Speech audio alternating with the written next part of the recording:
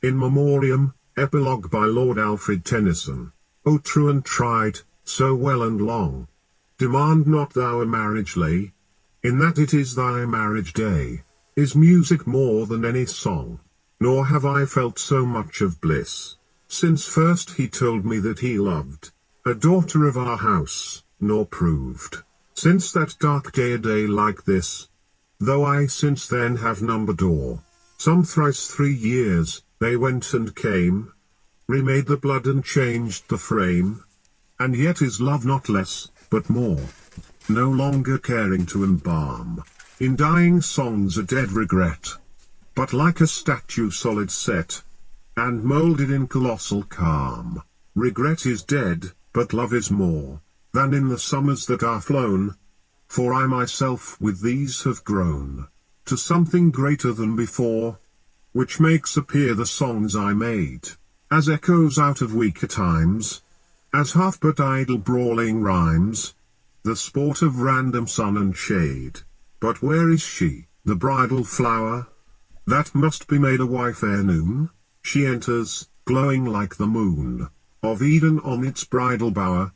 On me she bends her blissful eyes, and then on thee they meet thy look, and brighten like the star that shook betwixt the palms of paradise. Oh, when her life was yet in bud, he too foretold the perfect rose. For thee she grew, for thee she grows, for ever, and as fair as good. And thou art worthy, full of power, as gentle, liberal-minded, great, consistent, wearing all that weight of learning lightly like a flower. But now set out, the noon is near, and I must give away the bride. She fears not, or with thee beside, and me behind her, will not fear. For I that danced her on my knee, that watched her on her nurse's arm, that shielded all her life from harm, at last must part with her to thee, now waiting to be made a wife.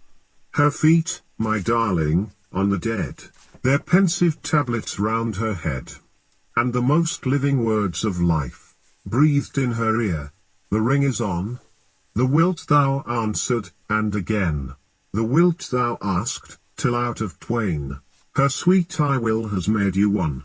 Now sign your names, which shall be read, mute symbols of a joyful morn, by village eyes as yet unborn. The names are signed, and overhead begins the clash and clang that tells the joy to every wandering breeze. The blind wall rocks, and on the trees the dead leaf trembles to the bells. Oh, happy hour, and happier hours await them. Many a merry face salutes them, maidens of the place that belt us in the porch with flowers. Oh, happy hour, behold the bride, with him to whom her hand I gave. They leave the porch, they pass the grave, that has today its sunny side. Today the grave is bright for me. For them the light of life increased, who stay to share the morning feast, who rest tonight beside the sea. Let all my genial spirits advance, to meet and greet a whiter sun. My drooping memory will not shun the foaming grape of eastern France. It circles round, and fancy plays, and hearts are warmed and faces bloom, as drinking health to bride and groom. We wish them store of happy days, nor count me all to blame if I conjecture of a stiller guest, perchance, among the rest. And, though in silence, wishing joy, but they must go, the time draws on, and those white-favored horses wait. They rise, but linger, it is late. Farewell, we kiss, and they are gone. A shade falls on us like the dark from a little cloudlets on the grass, but sweeps away as out we pass, to range the woods, to roam the park, discussing how their courtship grew, and talk of others that are wed, and how she looked, and what he said. And back we come at fall of dew, again the feast, the speech, the glee, the shade of passing thought, the wealth of words and wit, the double health, the crowning cup, the 3 times 3, and last the dance, till I retire. Dumb is that tower which spoke so loud, and high in heaven the streaming cloud, and on the downs a rising fire.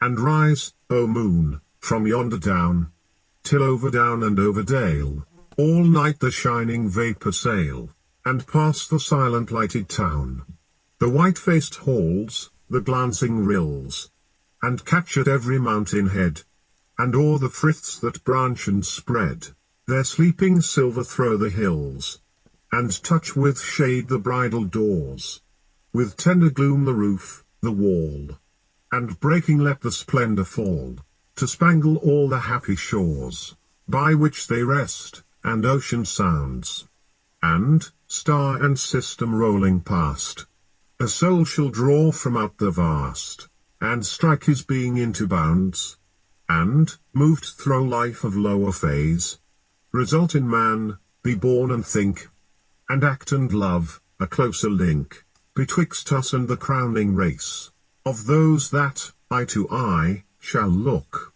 on knowledge, under whose command, is earth and earth's, and in their hand, is nature like an open book, no longer half akin to brute, for all we thought and loved and did, and hoped, and suffered, is but seed, of what in them is flower and fruit, whereof the man, that with me trod, this planet, was a noble type, appearing ere the times were ripe, that friend of mine who lives in God, that God, which ever lives and loves, one God, one law, one element, and one far-off divine event, to which the whole creation moves.